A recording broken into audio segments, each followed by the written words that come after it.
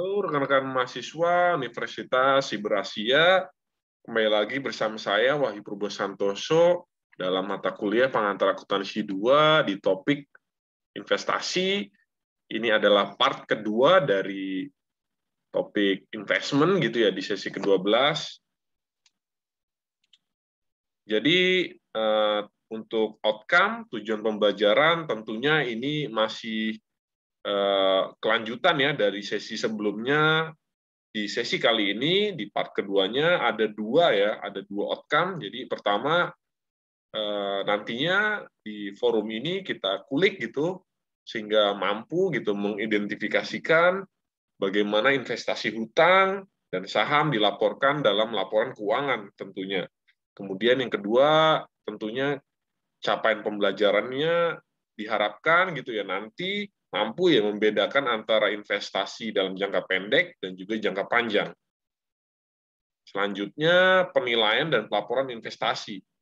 Nah, ini rekan-rekan ada 3 kategori terpenting di sesi ke-12 ini, part 2 investment, jadi rekan-rekan harus paham. Jadi di sini perusahaan mengelompokkan investasi hutang dan saham dalam 3 kategori. Ini ada 3 kategori terpenting ya rekan-rekan untuk topik kali ini. Yang pertama adalah fair value through profit or loss ya, atau kita singkat dengan FVPL securities. Nah, itu nilai nanti kita buat ilustrasi. Jadi ini secara harfiah gitu, nilai wajar melalui keuntungan atau kerugian ya. Tentunya nanti dengan ilustrasi soal akuntansi ya, tentunya kita bisa mampu lebih memiliki gambaran yang holistik ya rekan-rekan semua. Kemudian di sini yang kedua tersedia untuk dijual ya, atau available for sale ya, atau di situ disingkat AFSS securities. Nah, yang terakhir tentunya kalau kita berbicara tentang investasi khususnya hutang ya, bonds, kita belajar tentang namanya maturity ya, atau jatuh tempo ya. Tentunya nanti kita akan belajar ya tentang jatuh tempo, held to maturity securities ya.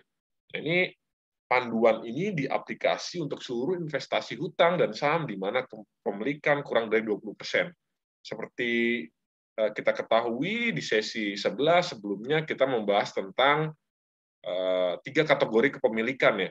Itu ada dengan model metode cost method, metode biaya, kemudian ada equity method ya, metode ekuitas, dan terakhir konsolidasi. Tentunya di sesi ke-12 ini berkelanjutan dari sesi sebelumnya. Kemudian selanjutnya penilaian dan pelaporan investasi. Nah, ini nilai wajar ya melalui keuntungan atau kerugian. Jadi perusahaan memiliki surat berharga dengan tujuan untuk dijual dalam periode jangka pendek ya, kurang dari 1 bulan. Nah, itu selanjutnya sering dibeli atau dijual ya. Ini sering dilakukan trading ya, trading. Jadi perusahaan nanti keputusannya bisa buy or sell ya tentunya. Kemudian selanjutnya perusahaan melaporkan surat berharga pada nilai wajar dan melaporkan perubahan dari harga perolehan sebagai bagian dari laba bersih ya, net income atau earning after tax ya. Kemudian perubahan dilaporkan sebagai keuntungan atau kerugian yang belum direalisasikan. Tadi kita membahas nanti ke depannya membahas mengenai unrealized gain or unrealized loss ya. Jadi keuntungan atau kerugian yang belum direalisasikan. Jadi ini konteks yang benar-benar harus kita pahami secara konseptual tentunya. Kemudian ini rekan-rekan tadi konsep ya, konsep di sesi kali ini yang pertama dengan ilustrasi ya, fair value through profit or loss atau FVPL. Jadi nilai wajar ya dari profit or loss ya. Kalau kita lihat ini ada ilustrasi investasi PACE ya diklasifikasikan sebagai surat berharga dengan nilai wajar melalui keuntungan atau kerugian pada 31 Desember ya 2011. Nah, ini kita lihat ya fair value through profit or loss ya di Desember 2011. Kemudian ini ada investasi ya, ada dua aset keuangan di situ di dalamnya. Pertama, dia melakukan investasi pada bonds, obligasi, dan yang kedua dengan common stock ya, shares, saham ya. Itu kita lihat cost dan fair value-nya ya. Nah, ini kita lihat ya dari yang pertama dari bonds gitu, obligasi, Yorkville Company, dia itu memiliki gitu ya unrealized loss ya, atau kerugian yang belum direalisasikan ya. Kemudian nilainya dari selisih cost dikurangi dengan fair value. Kemudian yang kedua, Kodak Company yang memiliki common stock gitu ya, saham biasa gitu, memiliki apa unrealized gain ya, atau keuntungan yang belum direalisasikan, yaitu sebesar 9.000 ya, itu diperoleh dari tentunya 99.000 dikurangi 90.000. Fair value lebih besar ya, di situ ada keuntungan ya yang belum direalisasikan. Nah, terartinya di situ kita lihat terdapat ya dari dua investasi tersebut terdapat dari dua investasi tersebut ya bernilai totalnya sebesar 7.000 ya. Artinya di situ terjadi unrealized gain ya, atau keuntungan yang belum direalisasikan ya, sebesar positif ya 7.000 gain artinya ya. Kemudian ini ada adjustment ya, kita perlu menyesuaikan gitu pencatatan dalam ayat jurnalnya di Desember 31. Tentunya kita bisa lihat itu dari aktiva gitu ya, aktiva bertambah ya sebesar 7.000, kemudian ekuitas dan pada post revenue gitu, keuntungan yang belum direalisasikan bertambah juga ya 7.000. Jadi di sini yang berpengaruh aset dan ekuitas ya. Kalau kita lihat penyesuaian pasar gitu ya, fair value through profit or loss gitu sebesar 7.000, terus kemudian ada unrealized gain ya, laba 7.000. Nah, kemudian penilaian dan pelaporan investasi selanjutnya, ini kita tadi mengenal konsep sudah FVPL gitu ya. Kemudian yang selanjutnya ini adalah available for sale ya, atau AFS securities ya, tersedia untuk dijual. Jadi secara konseptual, pertama dimiliki dengan niat akan menjual investasi ini di suatu waktu ya. Jadi kemudian dikelompokkan sebagai aset lancar atau aset tidak lancar, tergantung pada niat manajemen. Ketiga, melaporkan surat berharga pada nilai wajar ya, fair value. Kemudian yang terakhir ya, reporting ya, melaporkan perubahan dari harga perolehan sebagai komponen ekuitas.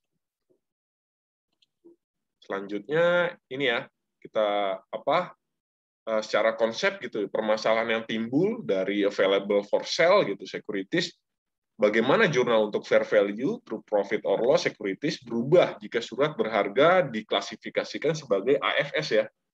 Nah, ini kalau kita lihat jurnal akan sama kecuali catatannya ya bahwa pertama akun keuntungan atau kerugian yang belum direalisasikan, baik itu ekuitas, digunakan daripada keuntungan atau kerugian yang belum direalisasikan laba ya dalam hal ini. Kemudian kedua, kerugian yang belum direalisasikan akan dikurangkan dari ekuitas daripada dibebankan ke laba. Artinya nanti untuk gambaran lebih jelasnya akan dibuat dalam bentuk ilustrasi ya, metode AFS ini.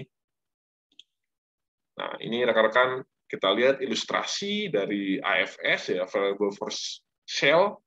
Ini selanjutnya gitu. Asumsi Ingro Corporation gitu ya, memiliki dua jenis surat berharga ya, kita kelompokkan tersedia ya sebagai tersedia untuk dijual ya. Ini kan available for sale ya konsepnya. Nah, ini rekan-rekan kita lihat di breakdown ya di Desember 31 2011 ya. Investasinya berupa bonds ya, corporate bonds itu 8% nilai nilai yield-nya ya, kuponnya sebesar 8%, kemudian ada common stock gitu ya dari Hershey Corporation stock gitu, dengan pastinya sama ya dengan ilustrasi fair value through profit or loss ya. Ini kita lihat dengan AFS gitu ya, ada komponen cost, fair value ya, terus juga kemudian Selanjutnya ada unrealized gain or loss, yaitu sama ilustrasinya kita lihat.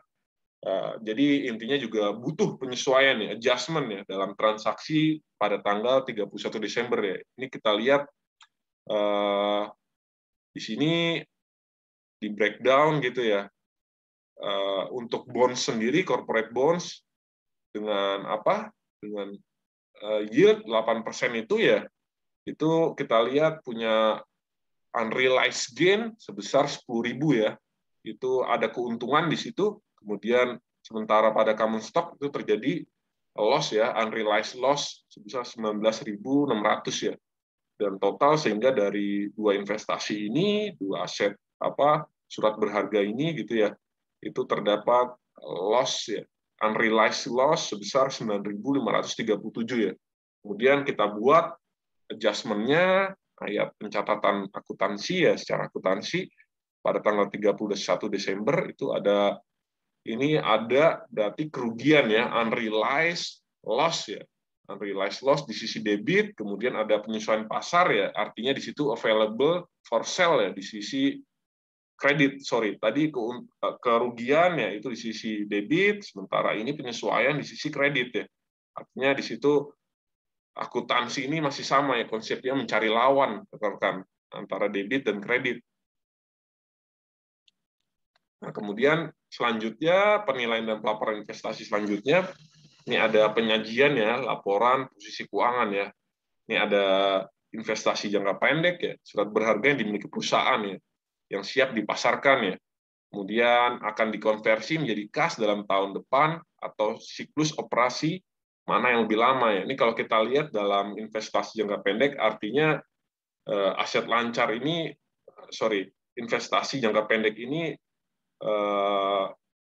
untuk skala waktu gitu ya, untuk aset yang mampu mengenerate ya di investasi pada skala jangka pendek ya. Kalau kita lihat mampu dikonversikan ya, jadi liquid sekali ya investasi pada jangka pendek ini ya, rekan. Jadi kemudian itu catatannya, investasi yang tidak memenuhi dua kriteria di atas diklasifikasikan sebagai investasi jangka panjang ya. Kemudian di sini ada selanjutnya gitu, penyajian keuntungan atau kerugian yang direalisasikan dan belum direalisasikan ya. Ini ada item non operasional ya yang berhubungan tentunya dengan investment ya. Ini kita lihat konsepnya adalah other income dan expense ya. Kalau kita lihat ini pendapatan lain-lain ya, dan juga biaya yang muncul ini. Kita lihat itu ada item ya, item dari akun-akunnya, yaitu ada interest revenue, dividend revenue, gain on sale of investment ya, unrealized gain income, loss on sale of investment ya, unrealized loss itu dari income ya. Selanjutnya, nah ini adalah ini ya, tadi ya statement of financial position ya. Ini kalau kita lihat ini kita breakdown gitu ya dengan kita lihat di sisi ekuitas ya tentunya ya. Kalau kita lihat kita ingin tahu nih pengaruhnya nih rekan-rekan semua ya terhadap tentunya nih terhadap neraca ya, statement of financial position ya, kita mengenal istilahnya untuk saat ini. Kemudian kalau kita lihat ini masih sama ya, ini unrealized gain konsepnya ya, unrealized gain or loss on available for sale ya, AFS securities ya, tentunya masih pada konsep kedua ya, AFS ya.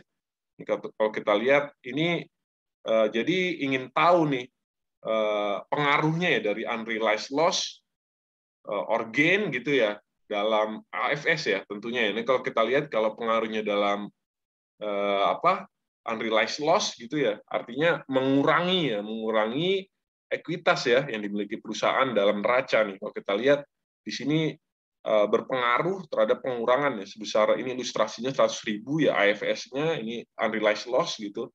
Kita lihat total equity-nya setelah dijumlahkan gitu total ya. Ini kan artinya 4,5 ya dikurangin 100.000 ya, 4,4 total equity yang dimiliki oleh Dawson Inc. ya.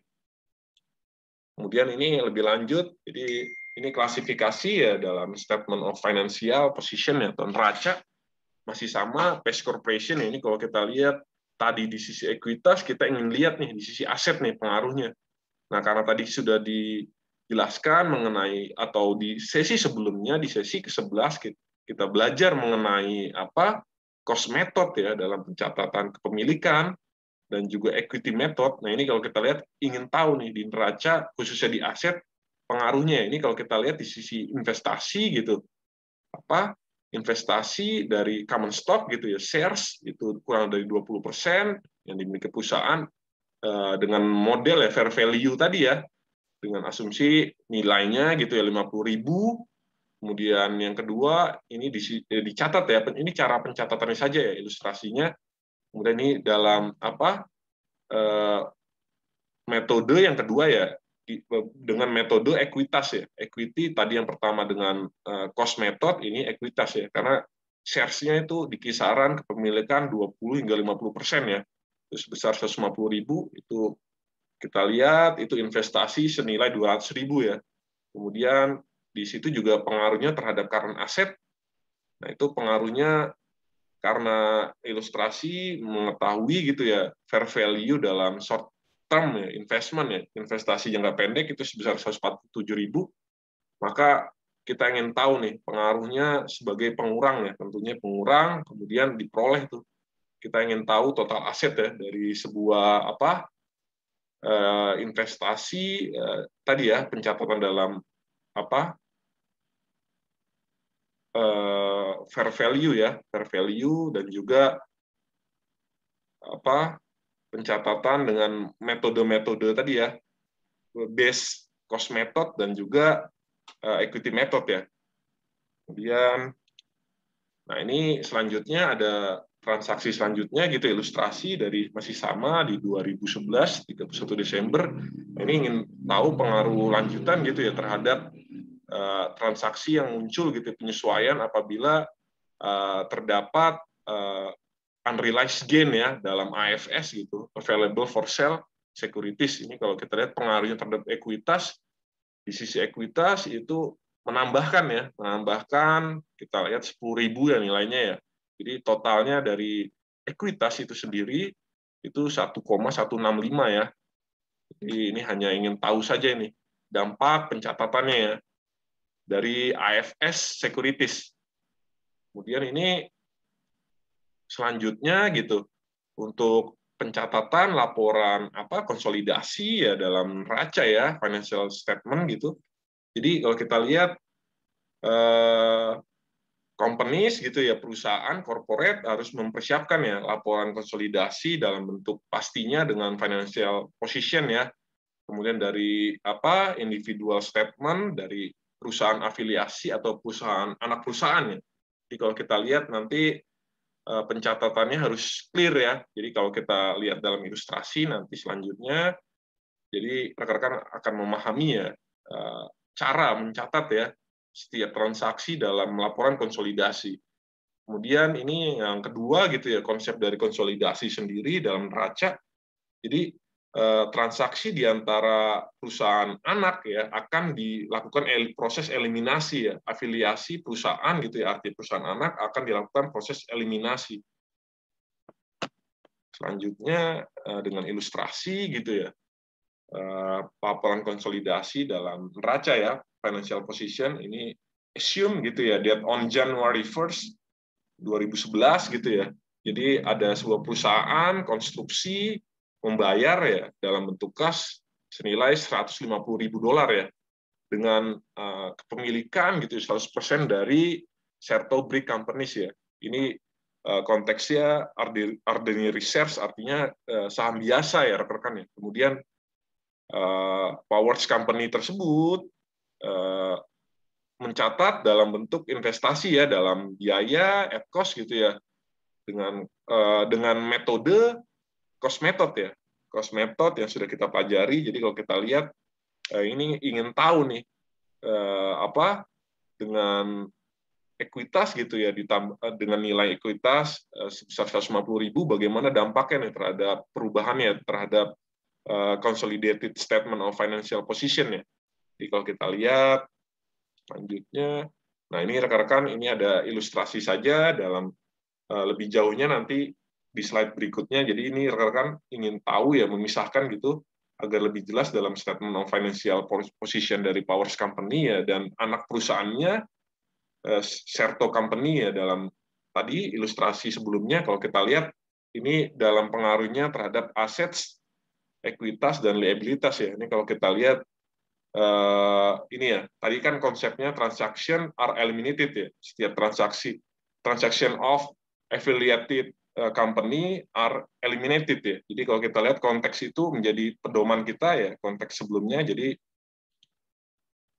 ini konsep kedua ya, ini sangat penting ya rekan-rekan ya di appendix ini. Jadi transaction between the affiliated companies are eliminated ya. Artinya konsep itu harus kita gunakan jadi pedoman kita ya untuk membuat ya laporan konsolidasi ya.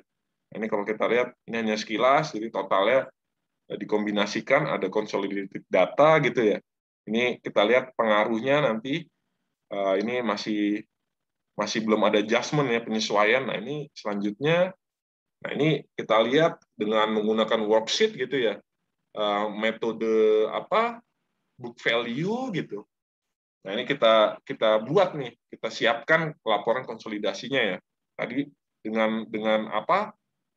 Dengan konsep cost method gitu ya, cost method, dan juga apa? Konsep all transaction from affiliated companies are eliminated. Ini kita harus gunakan ya rekan-rekan ya. Jadi kalau kita lihat di sini Powers Company sebagai induk, Serto Company sebagai anak perusahaan ya.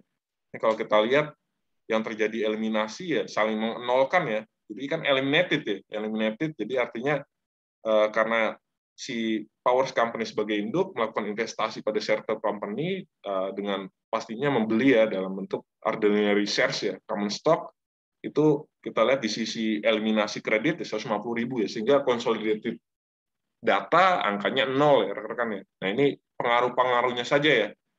Selanjutnya untuk apa di aset gitu ya, plan and equipment, PPE, current asset ini tidak ada pengaruh ya. Jadi kemudian yang selanjutnya di bagian gitu equities and liabilities ya.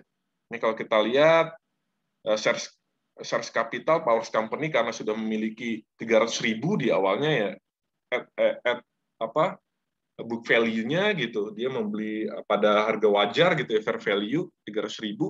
Sementara untuk Serto Company ya yang sebagai anak perusahaan gitu, share kapitalnya harus dilakukan eliminasi ya. Jadi kalau kita lihat karena saling mengeliminasi ya, eliminated, jadi tadi ya konsepnya all transaction from apa affiliated company are eliminated, jadi artinya ini dinolkan ya, rekan-rekan, dinolkan dalam laporan, dalam pencatatan consolidated ya. Kemudian ini juga pengaruh yang kedua di laba ditahan ya, return earning di perusahaan anak perusahaan lagi ya, Serto Company ya. Jadi memang harus kita memahami ya. Jadi bagaimana konteks dari subsidiary ya, Powers Company sebagai induk dan juga subsidiary si perusahaan Serto ya.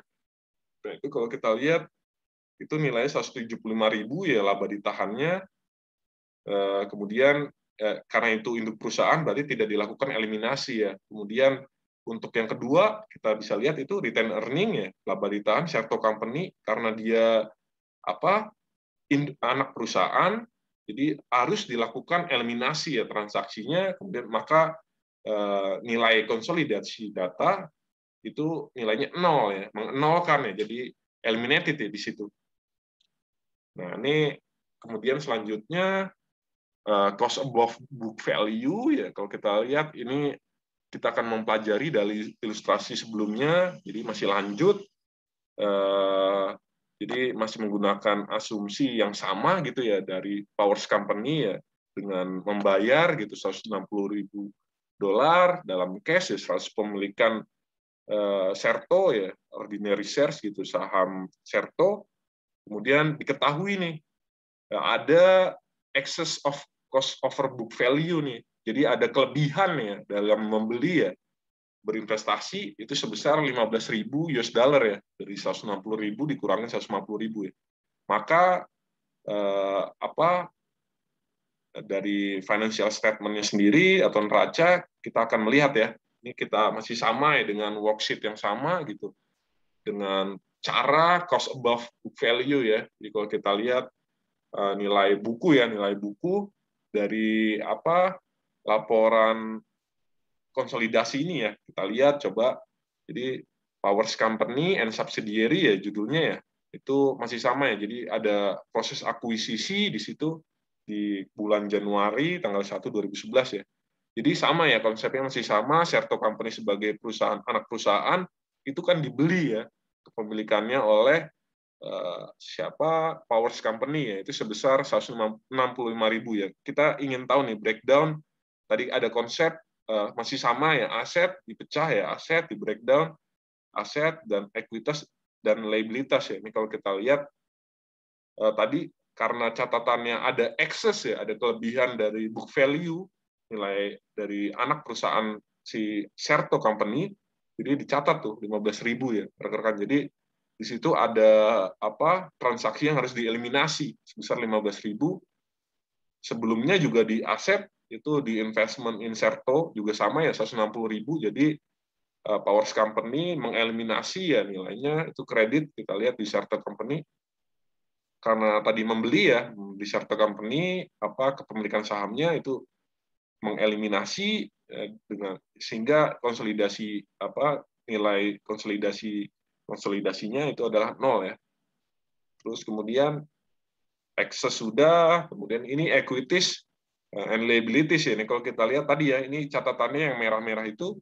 Jadi share capital, jadi dia kan tadi si Powers Company membeli ya Serto Company kepemilikan. Jadi tadi ya all transaction in affiliated companies are eliminated. Jadi saling mengeliminasi si perusahaan anak perusahaan. Jadi dilakukan proses eliminasi ya dalam share capital Serto Company ya. Jadi kita lihat consolidated datanya 0 ya. Sama itu laba ditahan juga tadi sama ya. Dia Serto Company sebagai anak perusahaan saling mengeliminasi 50.000 ya. Jadi kalau kita lihat consolidated datanya 0 ya. Jadi itu ya pengaruh-pengaruh terhadap ini ya antara induk perusahaan dan anak perusahaan. Tentunya ini pencatatannya melalui cost above book value ya. Kemudian ini ya, ini konsep tambahan gitu ya sebagai appendix gitu. Jadi dalam income statement ya rugi laba gitu dalam laporan konsolidasi.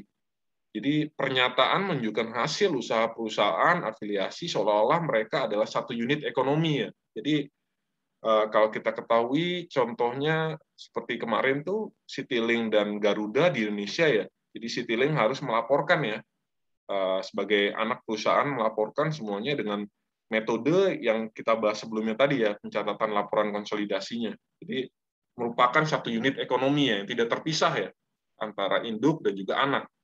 Kemudian semua pendapatan, yang kedua, semua pendapatan dan beban antar transaksi harus dihilangkan. Jadi pendapatan dan beban ya di sini yang harus ditekankan, jadi saling mengeliminasi. Kemudian selanjutnya sebuah worksheet memfasilitasi penyusunan laporan rugi laba. Sekian untuk sesi ke-12 part 2 dari investment. Semoga video pembelajaran ini dapat bermanfaat dan dapat diterima dengan baik oleh rekan-rekan mahasiswa semua.